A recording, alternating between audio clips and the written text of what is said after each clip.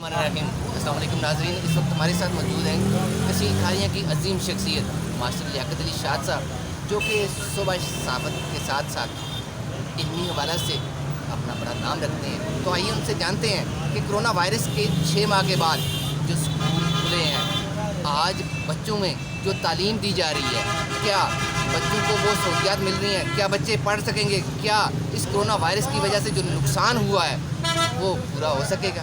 جی master صاحب، بسم اللہ الرحمن الرحیم۔ جناب، آپ کا سوال انتہائی دلچسپ اور وقت حاضر کی اہم ضرورت ہے۔ دیکھیے، کرونا وائرس کی وجہ سے ہمارے ملک میں جب بچے 6 ماہ تک اسکول نہیں آ سکے تو سب سے بڑا مسئلہ تھا کہ جو غریب والدین تھے انہوں نے اپنے بچوں کو مختلف کاموں پر لگا دیا۔ پتہ نہیں اسکول جانا پڑے گا یا نہیں جانا پڑے گا، اور جو بچے اب اسکول آ رہے ہیں ان کو بھی ہفتے میں 3 دن اسکول آتے ہیں اور 3 دن دوسری شفٹ چلتی ہے۔ تو ان حالات میں بچوں کی تعلیم کی طرف توجہ بڑی ناقص ہے۔ اس کے ساتھ ساتھ موسم بدل رہا ہے، بدلتے موسم کے ساتھ بچوں کی صحت بھی متاثر ہو رہی ہے۔ بچوں میں نزلہ زکام اور بخار کی شکایت عام ہے۔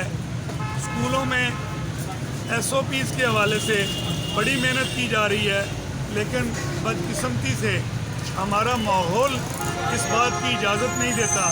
ہمارے اسکولوں میں اتنی سہولیات نہیں ہیں کہ ہم بچوں کو پراپر طریقے پر SOPs کے مطابق تعلیمی سرگرمیوں میں شامل کر سکیں۔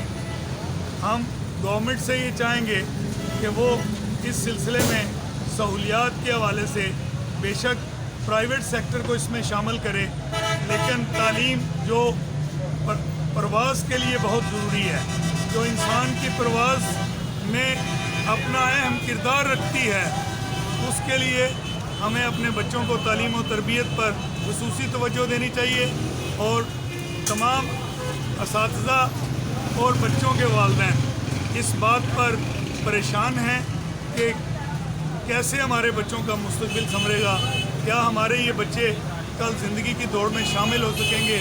اللہ تعالی ہمارا اور ہمارے بچوں کا حامی و ناصر ہو۔ شکریہ۔